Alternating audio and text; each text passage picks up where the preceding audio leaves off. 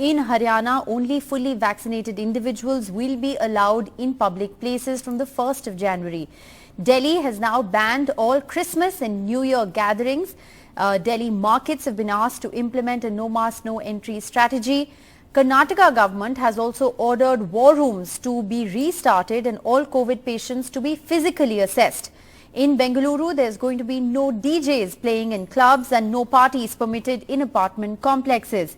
Bengaluru has banned all crowds on New Year's Eve. Bengaluru, however, has said that prayers can continue on Christmas, but no gatherings will be allowed outside church. In Mumbai, Section 144 has been imposed till midnight of 31st of December. In Punjab, the government has done a unique tactic to impose a vaccine mandate, saying no salary will be given to government staff if they don't have their second dose. Now, top Gurugram school has stopped physical classes over reports of student and staff reportedly testing positive. Well, it is party over for Delhi, for parts of Karnataka and of course Maharashtra as well. State after state are now announcing curbs in the light of Christmas and New Year celebrations. Here's a report. Another year, another muted year ending, thanks to the COVID-19 virus that does not seem to be in any hurry to leave. As Omicron cases steadily rise in the national capital, the Delhi government banned all gatherings to celebrate Christmas and New Year. All cultural events and other gatherings have been prohibited. Meanwhile, parts of NCR, like Gurugram, are still looking at the spirit of Christmas, with families and friends thronging to the malls. However, those in the hospitality and food business say they are already staring at cancellations due to Omicron. We all are very scared. I know this is going to impact the business once again. I mean, this has been happening all year round since last two lockdowns also. The business downtrend has already started. There have been a lot of cancellations. People have actually cancelled their travel plans also already. Delhi has banned public gatherings for Christmas and New Year's, keeping in mind the threat posed by the new variant Omicron. But in the rest parts of the national capital region, such as here in Gurgaon, public spaces are decked up in the spirit of Christmas and New Year's, but authorities say that they will be very careful with the public adhering to COVID protocols. In Karnataka, large gatherings are banned from December the 30th to January the 2nd. In Bengaluru, for the second year running, the usual crowd gatherings on Mahatma Gandhi Road and Brigade Road of the Central Business District has been banned. No big events are allowed to see in the new year in hotels or in housing colonies. No events with DJs, and clubs and restaurants can only operate with 50% capacity with fully vaccinated staff. Christmas is not really affected, at least for now, with masks being allowed and gatherings in churches being permitted as long as COVID protocols are followed. In Mumbai, ahead of Christmas and New Year festivities under the Omicron cloud, the BMC ordered that prior approval from the local disaster management authority is needed for any gathering, even in an open space, for 200 people or more, until further orders. Until last weekend, the permission was necessary only for gatherings with more than 1,000 people.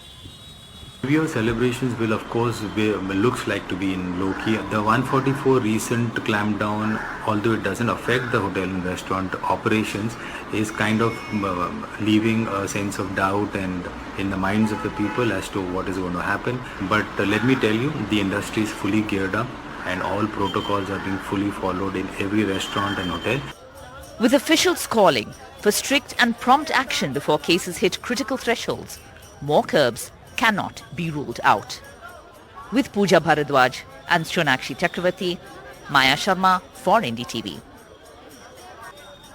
Well, there are now 231 confirmed cases in India. 4 new cases have been reported in Haryana. Haryana so far hadn't reported any Omicron cases. Delhi has the highest number of Omicron cases, 57 cases in Delhi, followed by 54 cases in Maharashtra, 28 in Telangana, 19 in Karnataka, 18 in Rajasthan, followed by 24 in Kerala, which is also high. New cases have been added in Kerala as well. Gujarat, of course, 14 cases and 4 new cases being reported in Haryana. There are also cases in Jammu Kashmir, Orissa, Uttar Pradesh, Andhra Pradesh, Chandigarh, Ladakh, Tamil Nadu and West Bengal. So the spread of Omicron really proliferating across states.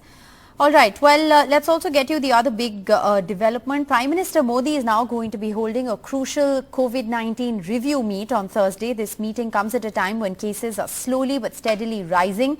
Officials and experts fear an Omicron triggered third wave.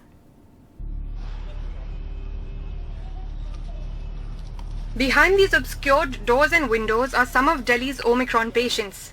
These measures have been taken to protect their privacy. Access is strictly restricted to healthcare workers in PPE suits. We have got approximately 3 or 4 patients till now in last 2 to 3 days from the home isolation facility itself. So that time it was a different story. It was only from airport. But now we even get calls from the home isolation centers, that we need the patient to be admitted to your facility. Delhi has just reported 125 new cases of COVID, the highest in over 6 months. And the third time there have been over 100 cases in 4 days. Test positivity rate in Delhi is still only 0.2%, although it has the highest number of confirmed Omicron cases. But doctors warn that this could be the beginning of a rapid spread. The absolute number of individuals in India who are still vulnerable, either because they don't have adequate immunity or because they are elderly and have high-risk medical conditions and haven't been boosted, that absolute number of individuals is quite high. If Omicron variant causes milder disease, the sheer number of infections because of increased transmissibility can overload the system. The centre has called for emergency action if a district's positivity rate crosses 10%. As per latest government data, only 2 districts in Mizoram meet this threshold. The Health Ministry has called for emergency action even before the threshold is met. There are 22 districts in 7 states that are reporting test positivity between 5 and 10%. In Assam, Kerala, Manipur, Mizoram, Rajasthan, Sikkim and West Bengal. As Omicron cases are spiraling and so is the anxiety surrounding a third wave, the Prime Minister is expected to chair a high-level meeting tomorrow to discuss the threat and preparedness for this variant of concern. With Pooja Arya, Meher Pandey, NDTV. Well, amid the Omicron threat and the raging debate over booster doses, vaccination rates in India have plummeted. They are down 22% through most of December. But the good news is that Gurugram has fully vaccinated 100% of its population. A milestone in India's vaccination program. Gurugram has fully vaccinated all the eligible population, that is above the age of 18. 10 years ahead of the year-end deadline. It's the first district in all of India to do so. We were the pioneer in the drive-through. We were the pioneer in the third gender vaccination, especially able children and auto drivers and other high-risk groups and sex workers, etc. And we have taken it to societies, industries. Health officials say that they worked hard to overcome vaccine hesitancy. उस time तो काफ़ी डर था, सभी लोगों को डर था, बट धीरे धीरे लोगों को समझ में आया कि 1 महीने बाद 2 महीने बाद फिर लोगों ने घर से बाहर निकलना शुरू करा और एक टाइम ऐसा आया कि जिसमें हम लोग 2-2 हज़ार लोगों को यहाँ पे कवर कर रहे थे एक दिन में. Gurgaon, the Millennium City, has been able to achieve the target of vaccinating its eligible population with both doses of the vaccine, making it the first district officially in the state of Haryana to achieve this feat. Certainly a milestone moment in India's vaccination program. However, at the current rate, Haryana will fully vaccinate only 46% of the total population by December 2021. And all India, the rate of daily vaccination has actually fallen 22% from 1st December to now. In fact, the daily rate is about 50 lakh vaccinations, which means that at the current rate, only 42% of the total population will be vaccinated by the end of the year. With Sonakshi Chakravarti in Gurugram, Bureau Report, NDTV. Well, on to the other big story we're tracking tonight. Akhilesh Yadav's wife, Dimple Yadav, has tested positive for COVID. She tweeted earlier this evening to confirm the news. She said she's asymptomatic. However, Akhilesh Yadav's campaign continues undeterred despite his wife testing positive for COVID. His rally in Aligarh tomorrow is on as per schedule. So far, Akhilesh Yadav is unvaccinated. That's what he has told the media himself. And this, of course, is worrying news. Many people asking questions on whether there are different rules for the Aam Aadmi and different rules for politicians, as despite his wife testing positive, his election campaign continues undeterred. And the United Kingdom has reported more than 1 lakh daily cases of coronavirus for the first time ever. This is the highest daily rise in cases in the UK since the beginning of the COVID pandemic. 140 deaths have been reported in this time period. According to the UK government, cases are up more than 50% in just 1 week. Deaths, however, are down 2% in this same period. So worrying news coming in from the UK. UK is also the country that is reporting the highest number of Omicron cases in the world right now. However, Omicron was first reported in South Africa. First, good news, or at least a glimmer of hope, as many believe the worst may be over for South Africa. Experts say that South Africa may have passed the peak of the fourth wave. Here's a report. The big headline is, could South Africa have potentially passed the peak of the fourth wave? Now, there has been a significant drop in the numbers. There are 8,500 cases in the last 24 hours, as opposed to the peak, which was around 37,000 cases being reported in around the 7th of December. Now, experts in South Africa have said that the severity of infections and hospitalizations, thankfully, so far continue to remain low. The positivity rate is dropping across South Africa. Even the provinces like Gauteng, which were reporting very high cases, they are declining. Other provinces are peaking or are also starting to decline. So that's the good news, or the glimmer of hope coming in towards the end of 2021 from South Africa. Meanwhile, the big debate around booster shots. Now, the WHO chief has said that booster shots is a scandal and you need to focus on vaccinating everyone first instead of boosters for a select few. Well, the WHO Europe regional director has spoken a different language, advocating booster shots for all those in Europe. Meanwhile, a worrying study has come to light in the Lancet, which essentially goes on to show that the AstraZeneca vaccine, which is Covishield here in India, and over 80% of Indians, remember, have been vaccinated with Covishield, the protection from this vaccine lasts for only about 3 months after you've been given both doses of the vaccines. Now, these findings are significant because the data set runs into millions. Brazil and Scotland are the two places where the study was conducted. 2 million people in Scotland and 42 million people in Brazil who were vaccinated with Covishield have been studied. Speaking of boosters, Israel is now the first country in the world to have offered a 4th booster dose to all those above the age of 60 as well as their healthcare workers. And COVID restrictions, of course, the big headline here in India.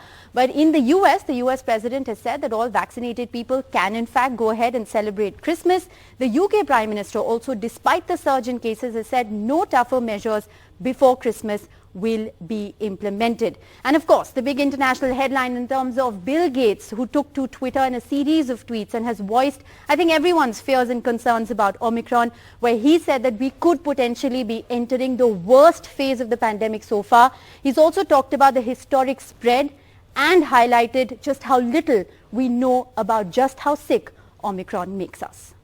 And the winter session of Parliament ended today. 13 suspended MPs were seen outside the Gandhi statue reading the preamble of the Constitution in protest. Rajya Sabha Chair Venkaiah Naidu asked MPs to introspect, saying Rajya Sabha didn't function to its potential. We, the people of India, having solemnly resolved to constitute India. 13 suspended MPs and opposition members reading the preamble in front of the Gandhi statue, which became the protest space during the winter session of Parliament. Both houses of Parliament were adjourned indefinitely, but not without a fresh round of charges between the opposition and the government. सभा की कार्रवाई अनिश्चित काल के लिए स्थगित की जाती है। मैं समझता हूं 2019 का, including now Trinamool is having their own air, but they are all feeling that we are the people only having the right. खानदानी से हमको मिलना चाहिए था, ये खानदान का हमारा राइट है, लेकिन ये मोदी जी आके इसको छीन लिया. The opposition hit back saying every rule was flouted and they didn't allow discussion or allow issues of public importance like Lakhimpur Kheri or price rise to be discussed. लगातार ये सदन में सुबह सदन शुरू होने का पहले एडजर्नमेंट मोशन डालना कई रोजों से हमारा नियम बन चुके थे.